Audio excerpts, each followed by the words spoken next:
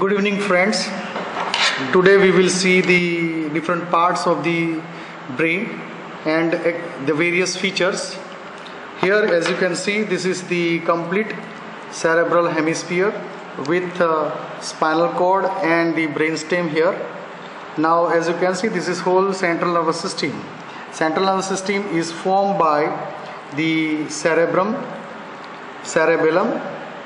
You can see this brainstem from the midbrain, pons and medulla oblongata, which continues as the spinal cord.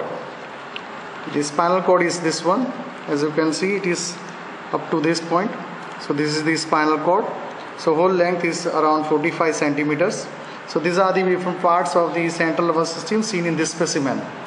Now, as a whole brain, we can see in this specimen, you can see that these are the two cerebral hemispheres which are separated in the midline by the median fissure, and here inside you can see they are connected with each other by the band of fibers known as the corpus callosum. It is a commissural fibers. So these are the two cerebral hemispheres and they are separated by a fissure which is occupied by falx cerebri. Here this surface which you can see is the superolateral surface, and this one which is medial surface, complete surface we can see by making a section. And here when you see upside down, this is the base of the brain. This is inferior surface of the cerebrum, the orbital part and the tentorial part. But base of the brain is comprised of not only the inferior surface of cerebrum, but you can see the hypothalamus also, like these mammillary bodies. And you can see these cerebral peduncles of the midbrain, you can see the pons, and you can see this medulla oblongata also. So this whole thing along with the cerebellum seen on each side is the base of the brain. Now we will try to see individual features of the two cerebral hemispheres. So this is the superolateral surface of the cerebral hemisphere. This is the superomedial border. This is the inferolateral border. This is the inferomedial border. So between superomedial border and inferolateral border we have superolateral surface. And here on this, the superomedial border and the inferomedial border, we have the medial surface. And between inferolateral and inferomedial border, this is the inferior surface.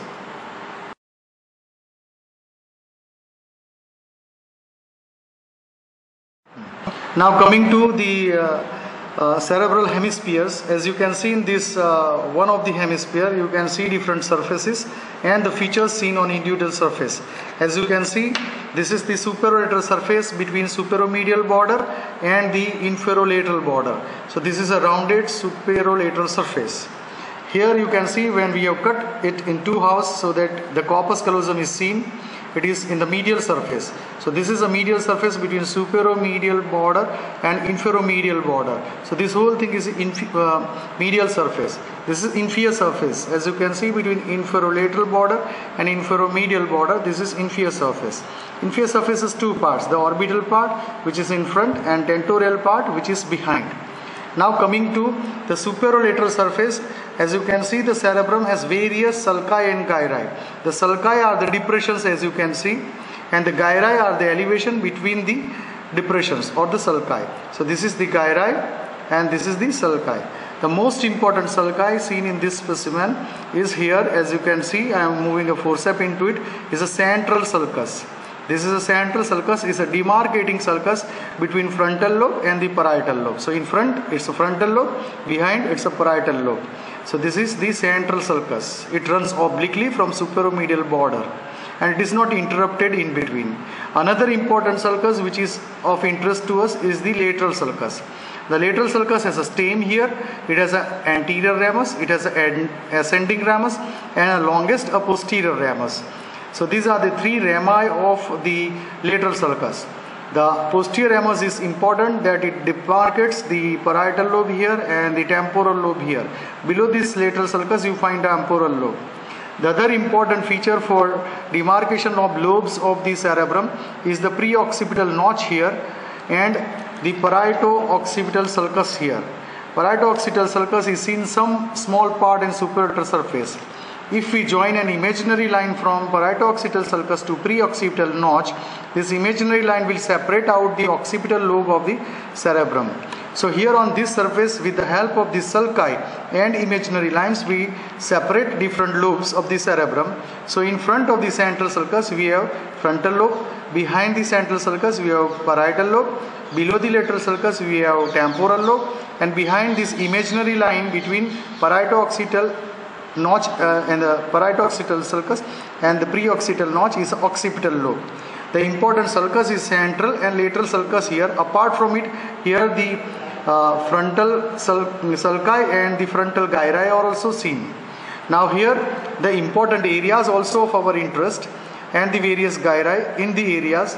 So in front of the central sulcus we have here a precentral gyrus which contains the motor area of cerebrum, and behind the central sulcus we have a postcentral gyrus which contains the sensory area of the cerebrum. Apart from it, here a pars triangularis between anterior and ascending ramus. This is the Broca's motor area of speech.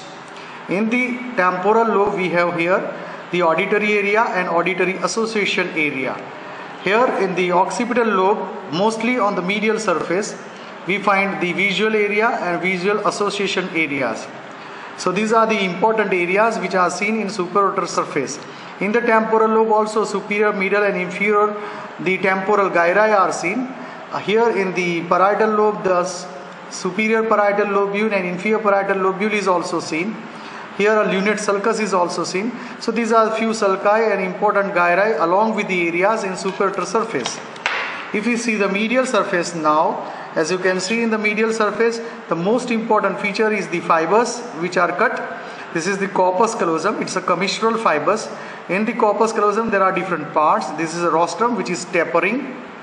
This is the band which is known as genu. Between genu and the splenium, the posterior part, we have here a body, and the posterior most part is known as splenium. So corpus callosum has 4 different parts: rostrum, genu, body and the splenium. So this is the most important fiber system connecting two cerebral hemispheres. Above this corpus callosum we can see this particular cingulate gyrus. Above it there is a cingulate sulcus. On the posterior part of this we find a Y-shaped sulcus. The upper limb is the parieto-occipital sulcus and lower limb is the calcarine sulcus. Parieto-occipital sulcus demarcates the parietal lobe and the occipital lobe. Between parieto-occipital sulcus and calcarine sulcus we have a triangular region known as cuneus.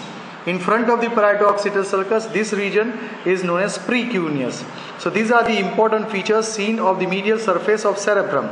Other structures which are not part of the cerebrum but deeply placed nuclei and the cavities also seen in this specimen is the lateral ventricle. In the lateral ventricle we see this elevation is a caudate nucleus, the head of caudate nucleus, and this one is the thalamus. So caudate nucleus, thalamus, and the cavity is lateral ventricle. So these are the parts which are seen on the medial surface.